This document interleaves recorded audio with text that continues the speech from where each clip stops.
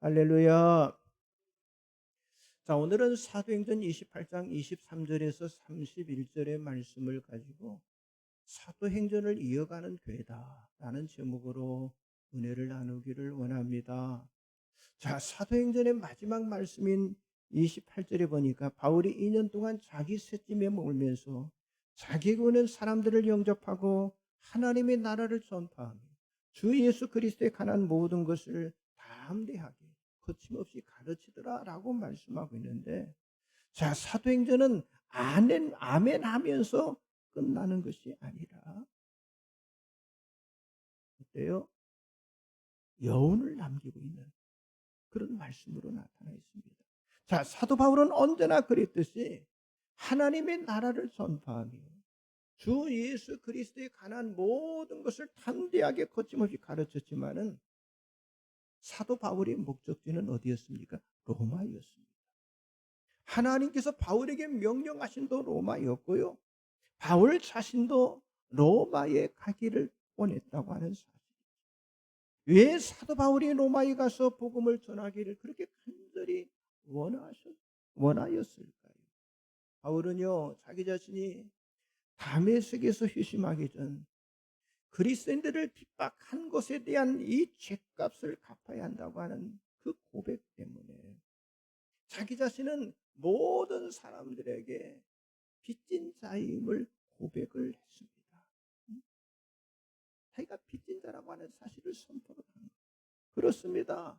바울은 자신이 과거에 그리스도인들에게 했던 모습이었던 하나님의 교회를 심히 박해하고 진멸하랬던 모습이 정말 참담하고 씻을 수가 없는 죄라고 하는 사실을 인정하게 된 거예요. 자신 때문에 스테반이 순교를 당했고요, 예루살렘에 있는 그리스도인들을 죽이는데 공모를 했었고, 더 극렬하게 그리스도인들을 잡아 죽이기 위해서 다메섹에까지 가게 되었다고 하는 사실이죠. 그러나 바울은 그때 다메섹 도상에서 부활하신 예수 그리스도를 극적으로 만남으로 용서받을 수 없는 핍박자 사울에서 이제는 예수께로 보내심을 받은 사도 바울로 변화가 이루어지게 되었던 거예요. 자, 이렇게 사도 바울이 극적인 회심을 한 후에 앞으로 어떻게 무엇을 위해서 살고 죽을 것인가를 확정했기 때문에 빚진 자의 고백을 갚기 위해서 이루기 위한 그의 마지막 목적지가 어디였어요? 바로 로마였다고 하는 사실이죠. 자, 바울은 로마에 가면 자신이 죽는다고 하는 사실을 알고 있었지만은 그러므로 로마에 가야만 땅끝까지 복음이 전해진다고 하는 사실을 알았기 때문에 우리 주님 예수 그리스도의 죽으심을 본받아서 바로 이 고난에 참여하게 되었던 것입니다. 바울은 이제 그리스도 예수께 잡힌 바 된 그런 사람이 되었습니다. 그러기 때문에 이제는 달려가야만 했습니다.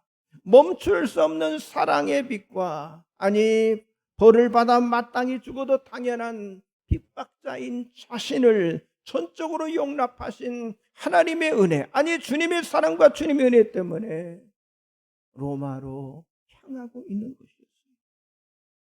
그는 예수님을 본받는 그 길을 걸어간 거예요. 여러분, 오늘 우리들도 마찬가지입니다.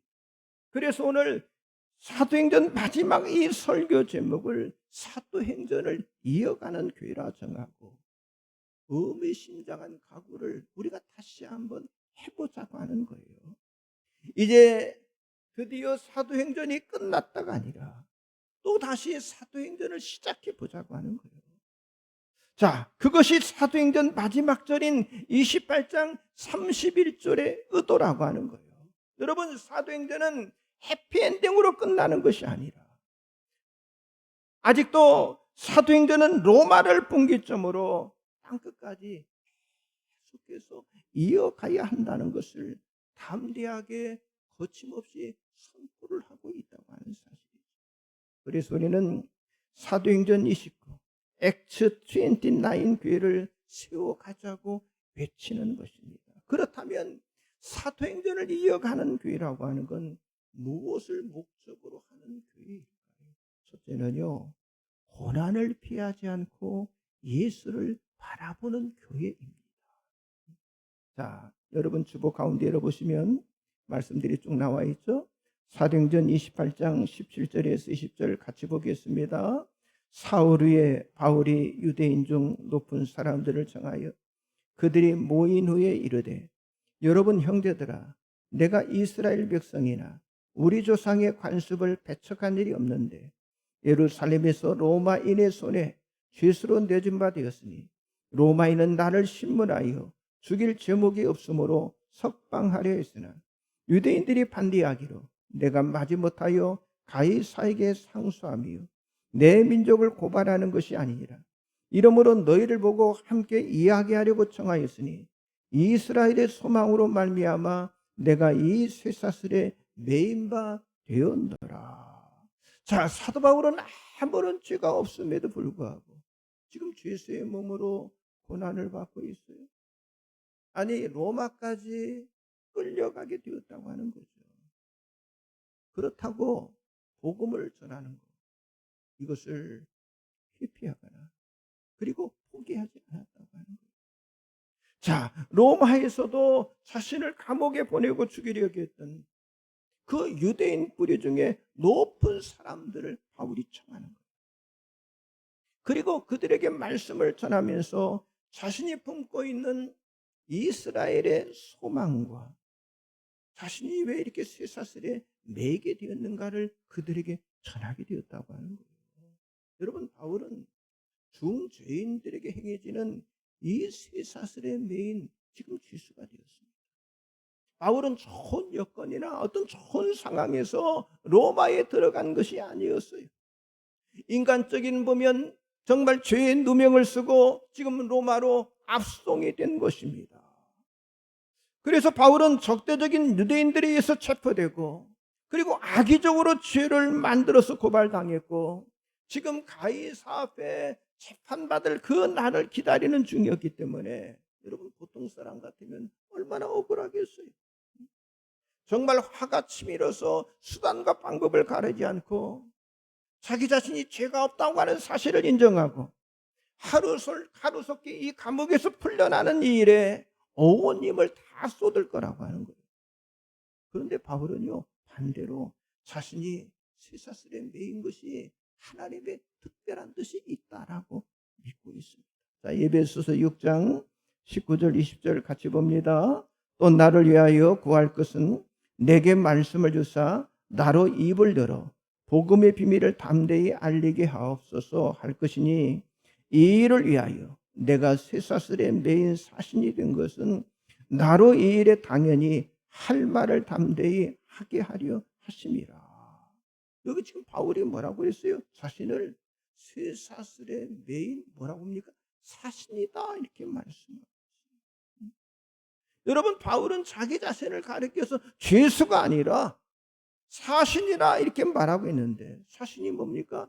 왕이나 국가의 명령을 받고 외국에 사절로 가는 그런 신하들, 그런 대사들을 사신이다 이렇게 이야기하는 거예요.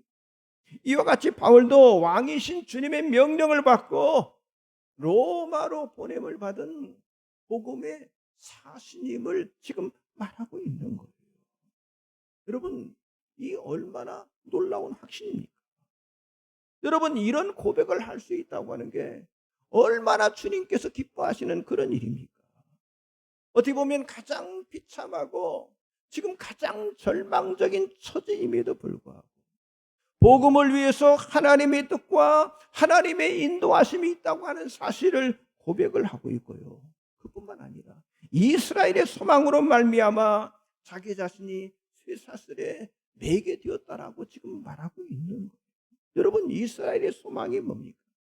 사도행전 23장 6절에서 바울이 그중 일부는 사두개인이요 다른 일부는 바리새인 줄 알고 공회에서 이르되, 여러분 형제들아, 나는 바리새인이요 또 바리새인의 아들이라. 죽은 자의 소망고 부활로 말미암아 내가 신분을 받노라라고 이야기를 했어요. 그렇습니다.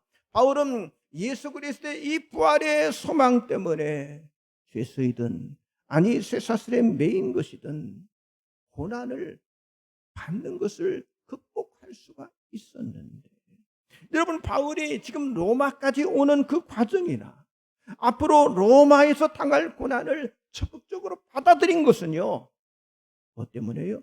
예수 그리스도에 대한 이 부활의 소망이 있기 때문에 그것을 적극적으로 받아들인 거예요. 그리고 부활은요, 고난과 죽음에서 승리를 의미한다고 하는 거예요. 여러분, 그런 뜻에서 사도행전은 마치 고난의 행전이라 할 만큼 수없이 많은 그런 고난의 과정을 보여주고 있습니다. 그래서 사도행전 말씀을 전하고 그런 교회가 되자고 성도들에게 이야기하면 대부분 피하고 싶어하는 것이 우리들의 마음이라고 합니다. 그러나 우리가 분명히 알고 있습니다. 여러분, 고난이 없이는 영광도 없습니다. 아니, 십자가 없이는 승리가 없다고 하는 사실을 저와 여러분이 알아야 할 줄 믿습니다. 그러므로 사도행전을 이어가는 교회라고 하는 건 예수님의 고난에 동참하는 교회이고, 그 고난을 기쁨으로 받아들이는 그런 교회라고 하는 사실을 믿으시기 바랍니다. 옆 사람, 앞뒤 사람 한번 인사하세요. 고난이 없이는 영광이 없습니다. 십자가 없이는 승리가 없습니다. 네, 그렇습니다. 고난이 없으면 영광도 없습니다. 십자가 없이는 승리가 없다. 두 번째는요, 반대자 앞에 복음을 선포하는 교회입니다. 자, 유대인들은요, 사상과 종파 문제로 사도 바울을 반대를 했어요. 사도행전 28장 22절 나와 있죠. 같이 봅니다. 이에 우리가 너의 사상이 어떠한가 듣고자 하니 이 파에 대하여는 어디서든지 반대를 받는 줄 알기 때문이라 하더라. 자, 그렇다면 바울의 사상, 여기 지금 그랬잖아요. 이 파에 대해 너의 사상이 어떠한가 듣고자 한다고 그랬어요. 그럼 바울의 사상이 어떠냐고. 여러분, 바울의 사상은요, 오직 예수 그리스도가 전부였습니다. 자, 사도행전 9장 20절 22절 같이 봅니다. 즉시로 각 회당에서 예수가 하나님의 아들이심을 전파하니 듣는 사람이 다 놀라 말하되 이 사람이 예루살렘에서 이 이름을 부르는 사람을 멸하려던 자가 아니냐. 여기 온 것도 그들을 결박하여 대제사장들에게 끌어가고자 함이 아니냐 하더라. 사울은 힘을 더 얻어 예수를 그리스도라 증언하여 다메섹에 사는 유대인들을 당혹하게 하니라. 여러분, 바울은 예수가 하나님의 아들이고 예수가 그리스도라고 증언했고요, 그 복음을 증언하는 일을 마치려 하면은요, 자기의 생명조차 조금 더 귀한 것으로 여기지 않는다라고 고백을 했어요. 그런데 유대인들은 이런 바울의 사상과 이런 바울의 신앙의 고백을요, 반대를 했던 겁니다.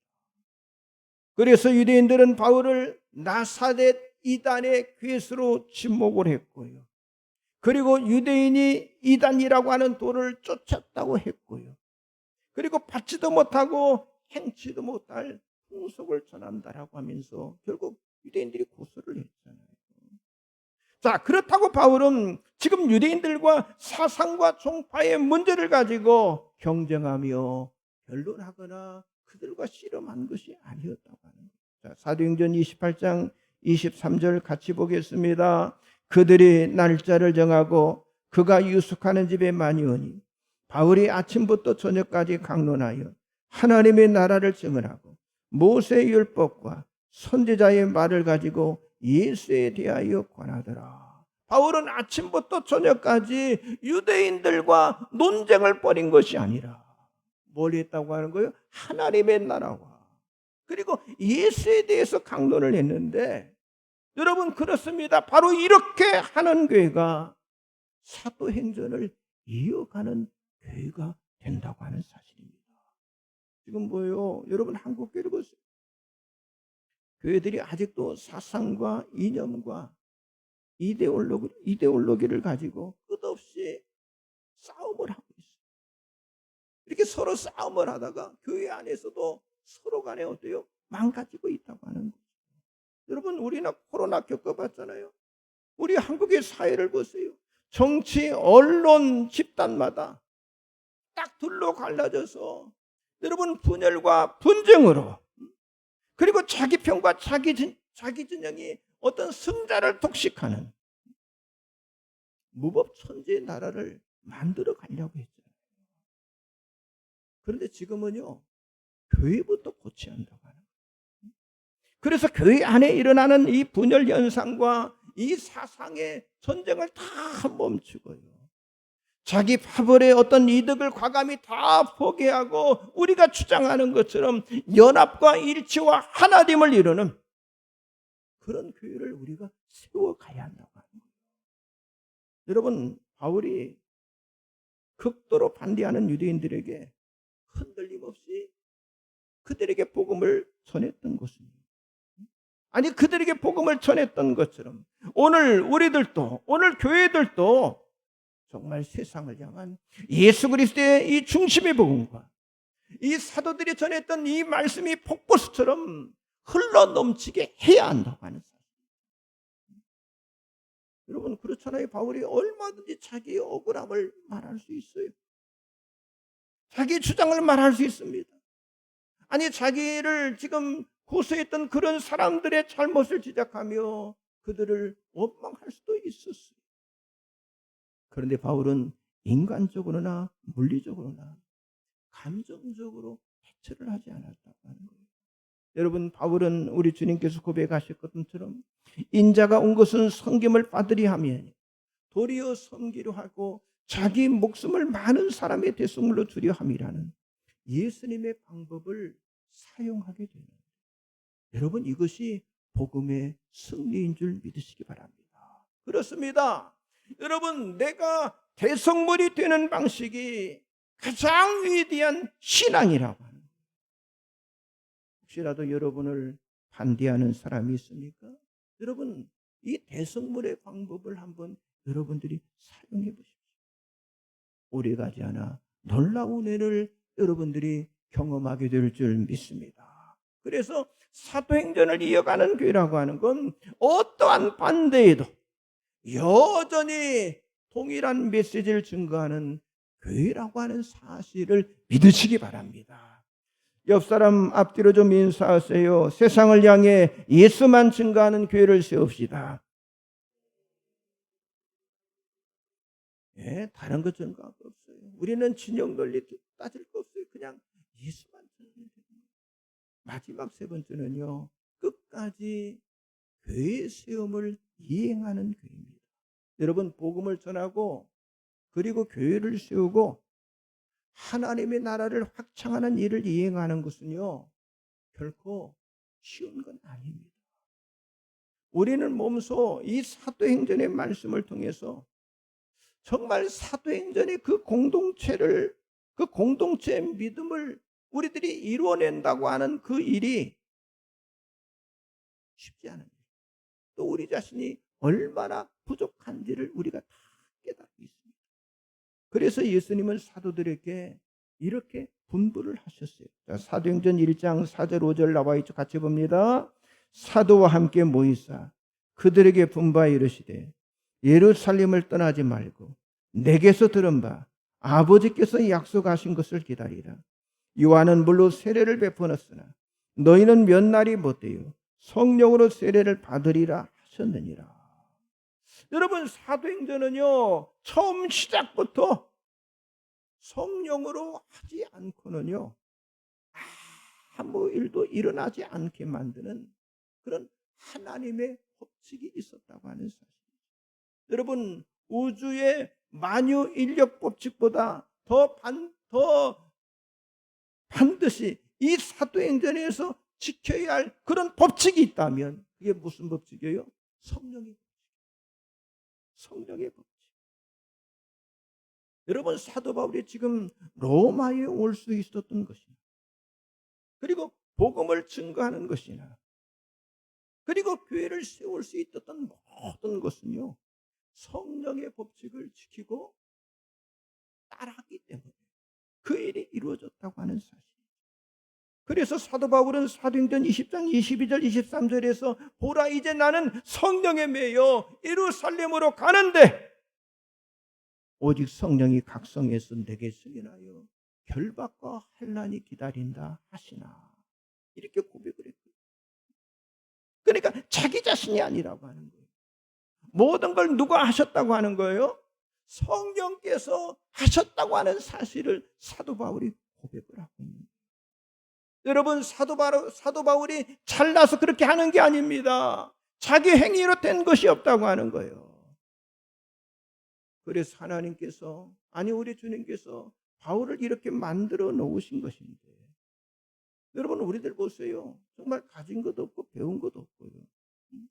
쓸모가 없습니다. 보배를 담은 정말 질그릇으로 우리를 만들어 놓으셨기 때문에 저와 여러분도 가능한 줄 믿습니다. 그리고 바울은 2년 동안 연금된 상태로 재판을 받으면서 이렇게 말씀을 전했는데요. 마지막 사도행전 28장 31절 말씀 같이 봅니다.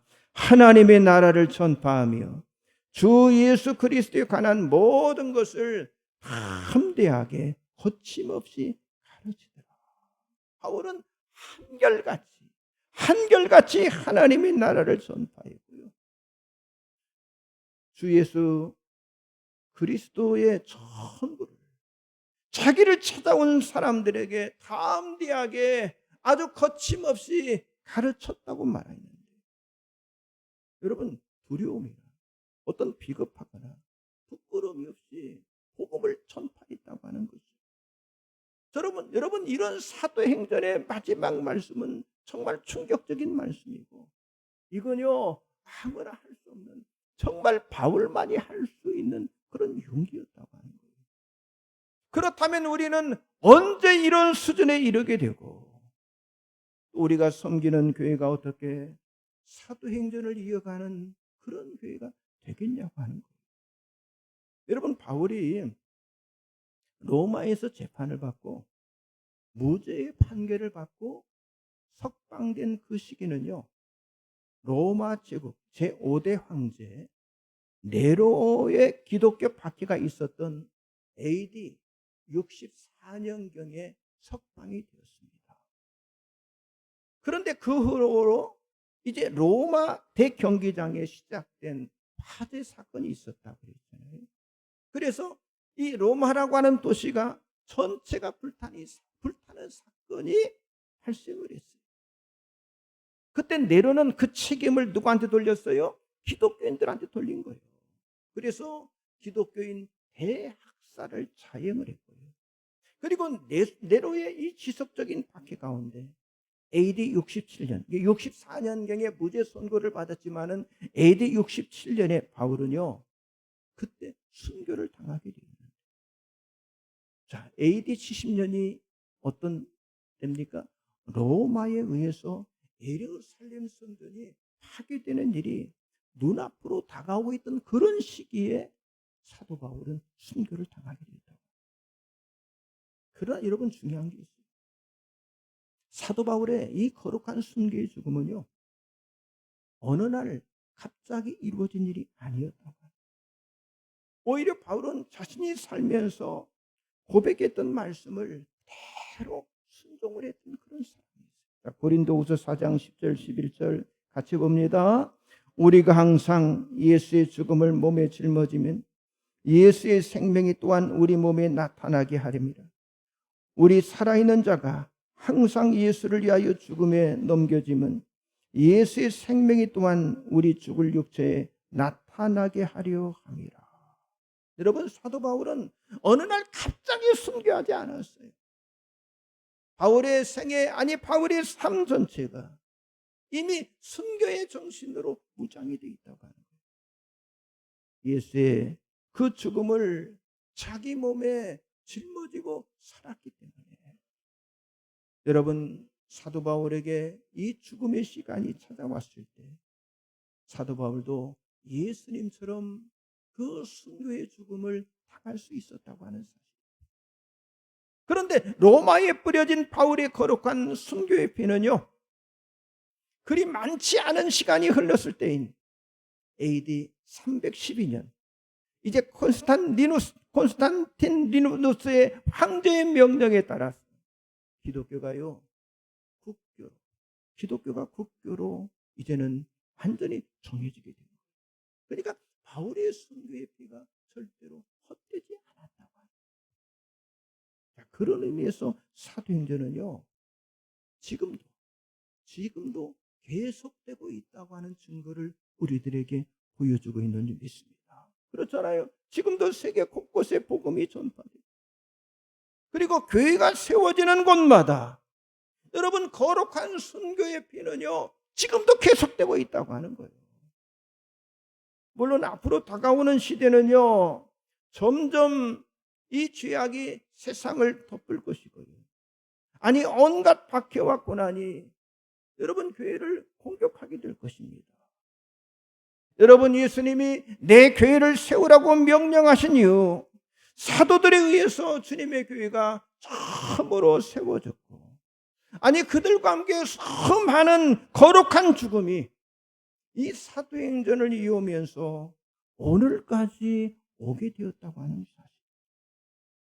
이제 저와 여러분 우리들도 사도들의 길을 따라서 사도행전을 이어가는 그런 교회를 세움으로 주님이 다시 오시는 그날까지 정말 사도행전 교회를 세우는데 거룩하게 쓰임 여러분들이 다 되시기를 주님의 이름으로 간절히 축복합니다. 기도하겠습니다. 전능하신 하나님, 때로는